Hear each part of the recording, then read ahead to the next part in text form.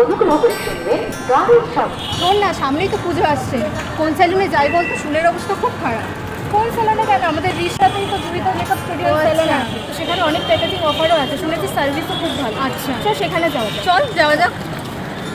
তো ফাইনালি আমরা জয়িতাদির সেলনে পৌঁছে যাই। স্টেশন থেকে দিয়ের সেলনটি খুব একটা বেশি দূরে নয়, তোমরা হেঁটেও যেতে পারো, পারলে টোটো করেও যেতে পারো। অনুদি মেনলি হেয়ার স্পা করিয়েছিল, তো প্রথমে ওর হেয়ারটাকে ওয়াশ করা হলো, দেন ক্রিম লাগানোর পর ওর ম্যাসাজ করলো, যেটা কিনা খুবই রিল্যাক্সেশন দেয়।